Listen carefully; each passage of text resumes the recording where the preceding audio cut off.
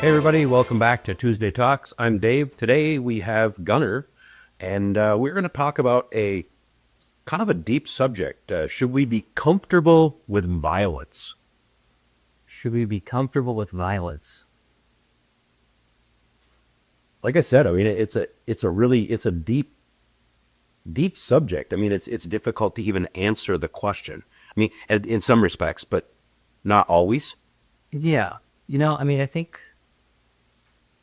the the comfort with violence, maybe not so much being comfortable with it, but willing to do violence for the sake of innocence, Yeah.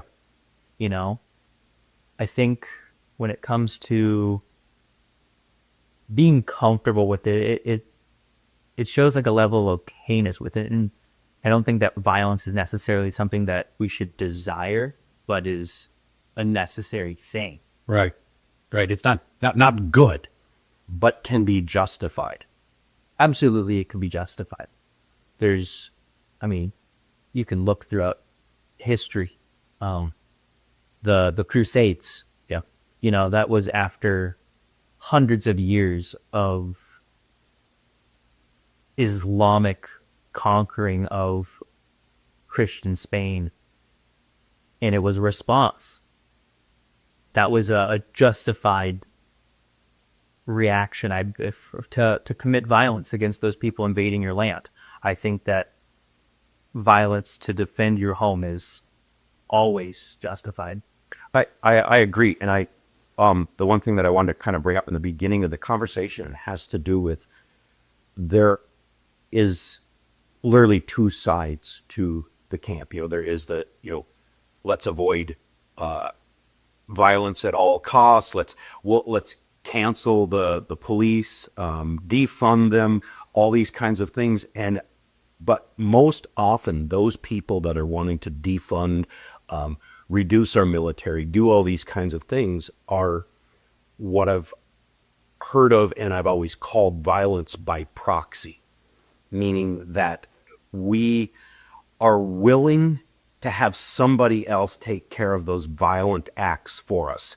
We want to call 911 and have the cop show up with the gun. We want to call the FBI to investigate something, or the SWAT team to come in and handle the ugly situation that's going on. So we're comfortable with violence. It's just they don't want to admit it that way. Sure, yeah. I guess to bring it to like firearms themselves, I think that when you put that gun on you for the day, that there needs to be an understanding within you and a preparedness that violence is something that you might have to do that day. And I guess when it comes to like the word comfort with it, I feel like it gives a like nonchalantness to the act that you're committing, that it maybe diminishes the moral conflict that it can cause in people, Yeah. you know? So to be comfortable with it, I feel like, it makes it commonplace. And I don't think violence should be commonplace, but only used in necessary times. Right.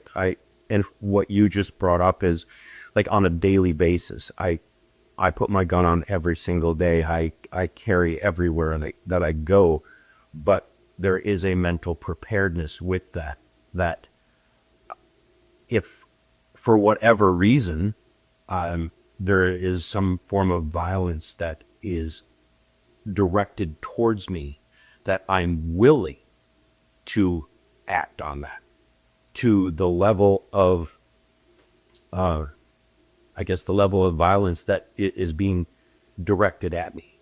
And, there's more or more, right? I mean, there's, in self-defense, I mean, you stop a violent act with equal or greater level of violence. If somebody's screaming and yelling at you doesn't mean that we're going to pull a gun or a baseball bat, right? But if somebody has a gun, then the only way is to act in a similar manner. Otherwise, you're at this extreme disadvantage. Absolutely. And, I mean, like, it's not just a gun, though.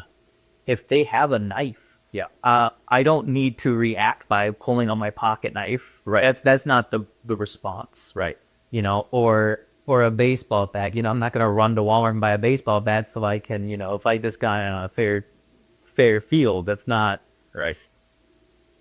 So, when it comes to like the defense of yourself or of your loved ones or even just the innocents around you, to act with a greater level of violence than that threat is already posing is certainly something that I think can be justified, not just rationally but morally.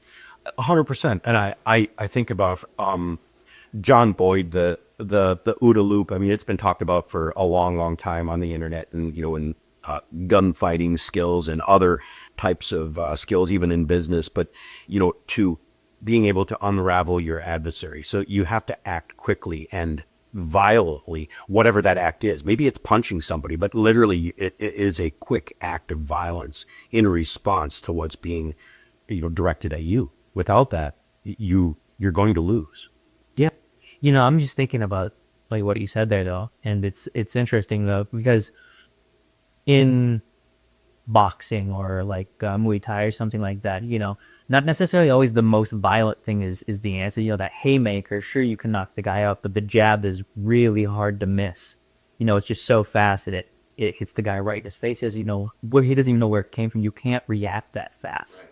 Right. So training, being quick with your firearm so fast that the threat doesn't even have time to react. Right. Yeah, the premise of the entire Boyd theory, right? Just being able to act quickly. Yeah. And defuse the situation because you're just unraveling their mind. Yep. Yeah. I think it can become a very touchy subject, especially when it comes to the taking of another human life. Yeah. It's even when they are trying to harm you, it can really mess people up, even if it was totally justifiable and it was your right to defend yourself and you do want to live. But that act of taking somebody's life is something, I have never experienced, nor do I hope to experience. Yeah, no, myself either. And I think about, unfortunately, his name, Kenosha, Wisconsin, like Kyle Rittenhouse. Kyle Rittenhouse. I mean, here's not to like bring it all up all over again, but here's a kid, who literally is being chased down. Like they're hunting him, right? Regardless, I don't care what anybody's thoughts are on why he was there, any of that. None of that really matters, right? He was literally being chased down. They were trying to kill him. Yeah. And he defended himself. Without doing that, we don't know where he'd be today. Probably dead. Or, beaten so severely, maybe he's paralyzed. No idea. You can't go back and figure out those situations. Fortunately, he was, found not guilty of, a crime. Yeah, he didn't commit a crime. He defended his life, and justifiably. Yeah. The one thing that I really I kind of want to ask you, because it comes up all the time in the spiritual, the Christian circle, right? Should we be defending ourselves? Like, what about all this? And it's a difficult thing. It's not difficult for me to answer. From the Christian Catholic perspective, it's not hard to answer it for me. How do you respond to that when somebody says, "Well, what about turn the other cheek, Gunnar?" So I guess yeah, it's not that when Christ asks us that if an evil person approaches us and just slaps us to turn the other cheek.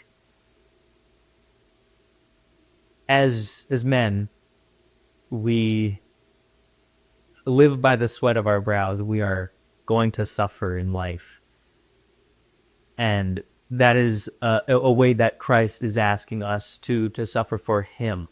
Now, when that violence, that evil person approaches your daughter, Christ does not expect you to allow that evil person to assault her.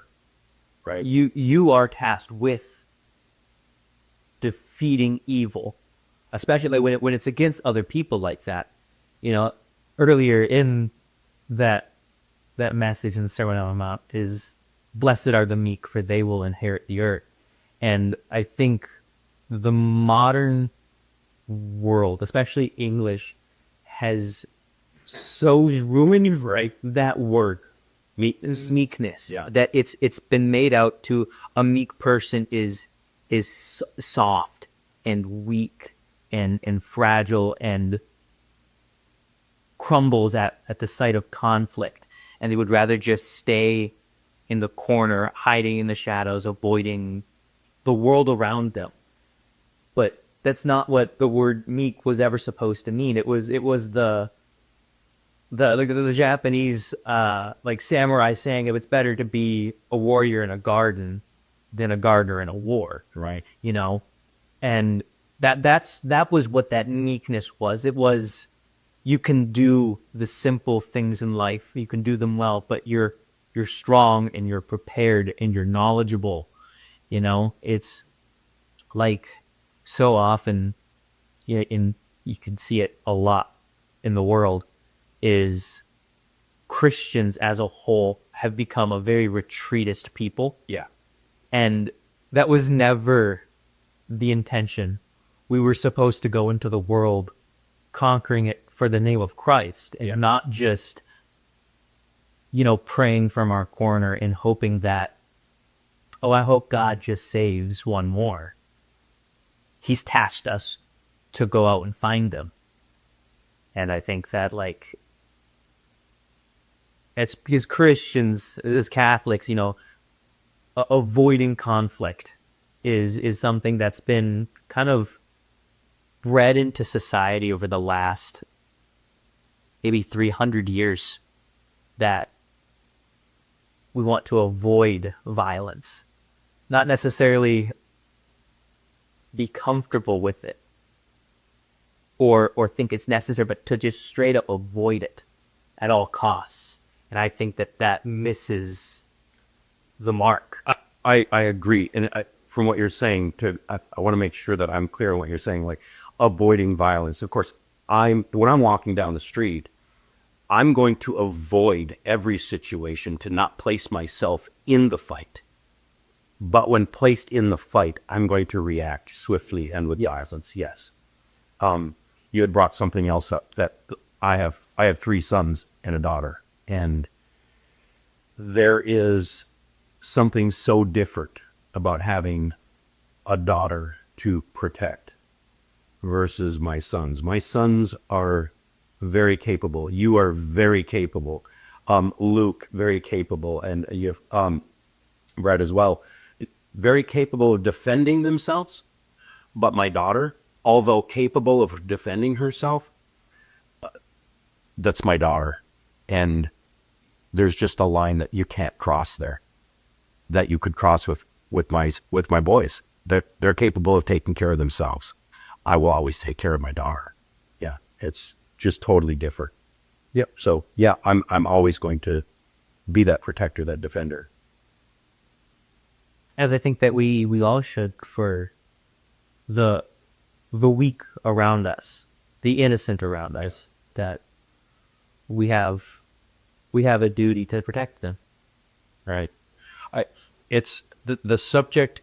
We could probably talk for 6 hours on this subject, on so many different things.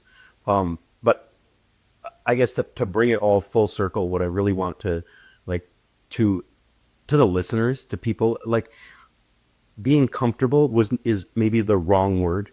It's having an understanding and a commitment to the defense of yourself and the loved ones around you, and being prepared mentally to deal with situation like in a nanosecond. Mm-hmm. Yeah, absolutely. Comfortable with violence? I don't know. Yeah. Willing to commit it though? Absolutely. Yeah. Well, on that note, willing to commit violence, not necessarily being comfortable with it, that will be the end of today's Tuesday Talk. See you next week.